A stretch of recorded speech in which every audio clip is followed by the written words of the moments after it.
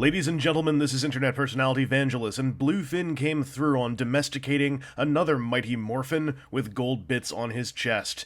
This is the White Ranger, the second suit in Tommy Oliver's closet, whose North American release features both a window on his box and a lack of temptation to tear out part of his chest. Though, if you want to, be my guest. The White Ranger's tigerific sculpt looks great! That was terrible. The small wrinkles in the bodysuit and the sharp edges of the armor pieces set up a great base for the figure's look. The helmet is accurate, if a tad small. I could have gone for just a bit more cranial girth in the X and Z axes. Moving on to coloration, I need to give a big damn applause for the friggin' gorgeous pearlescent finish on all the white parts of the suit. This elevates the premium feel of Tommy Mark II immensely, especially in tandem with the contrast of the metallic gold and matte black of the armor pieces. It's hard to describe and difficult to photograph, but when you see this figure in person, you'll understand what I'm talking about. You need only lift him up and tilt him slightly this way and that way. Saba, the enchanted short sword, is Tommy's main accessory here. He uses a clever sandwich disassembly method to hook into the sheath on the left side of the belt, staying in place solidly and solving the slippery sidearm problem I've had with many Sentai and Ranger Figuarts belt holsters, which had trouble holding onto their payload. Once Saba's drawn, you can replace the blade with a slightly longer version. The accessory has a strong sculpt and decent paintwork, though Saba's face is fairly under-detailed compared to the rest of his handle and shaft.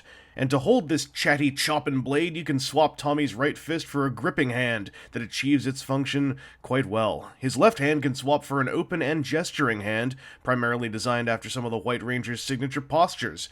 These are great and all, but here's the single giant blemish on this guy. He hasn't got anything else!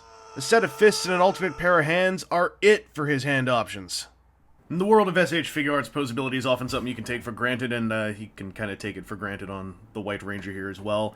He's got the typical range of movement in his neck due to multiple joints and whatnot. His throat was actually a little sideways there. I fixed it now. His waist has a nice range. It's not hindered by the armor. The ab crunch is not... crunch. The ab ball is not hindered by the armor. The waist is, actually feels a little bit more hindered, and I'm not sure why. It doesn't get in the way of posing, it just seems a bit stiffer. Unlike the Green Ranger, Dragon Ranger, these shoulder bits on the armor can move up, which I guess is partly a result of this guy coming from the Dire Ranger base design. It does mean that he has these big shoulder covers underneath the shoulder pads, and the bicep swivels up the sleeve. These things are a point of contention for some folks. It has been argued in a way that I feel is actually not too bad in terms of an argument that these should have just been fused, because there's very little call for them to raise like that, and the few poses where they would help, they actually just kind of look terrible when they're doing their thing.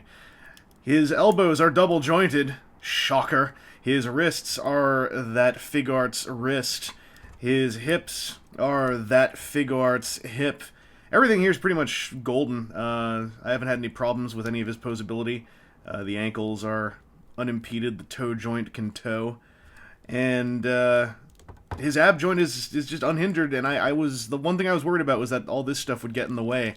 And it's not. The belt, I guess, is maybe a tad stiff and preventing him from easily leaning all the way down, but why would he ever do that? He's Tommy the White Ranger. He don't lean down for nobody, unless he loses the fight or something like that. It's my understanding that this figure is basically happening thanks to the popularity of the suit's use in Mighty Morphin Power Rangers. Cove from Dire Ranger is apparently not very popular over in Japan, and as a result, this guy ended up being a web exclusive over there. Being made very much for Power Rangers fans first, the White Ranger's abysmal accessory count feels a lot more excusable than similarly afflicted Figuarts releases who might be called Agito ground form. In part due to his lack of marketability in Japan, and in part due to the fact that he does come with precisely what he needed to come with. You get his main weapon with a storage option, a hand to hold it, and a hand to execute signature poses. I certainly would have liked more hands, but I don't feel like I can critically begrudge the figure for it since I am provided with the bare essentials. Also, the pearlescent white finish is top-notch, and makes the figure feel so much more high-end than he would have felt with a simple flat white suit. Like I said earlier on, it pushes the White Ranger up to a far more premium feel. And overall, it makes me feel alright with this figure. He satisfies his function, and if you really want extra hands, you can use some of the ones included with other SH Figuarts Power Rangers.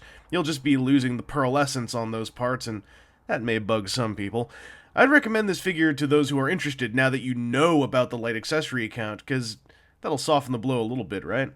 And there's a whole lot to like about the guy once you look past his tiny pile of spare hands. Anyway, this has been Internet Personality Vangelus, and I hope this video has helped you in your continued Mighty Morphin considerations. The White Ranger is the second phase of the SH Figuarts Tommy Oliver equation, and unless he's a complete bomb of a release, I think it's up to Bluefin to get us the rest of the members of that one-man Sit-Uya task force.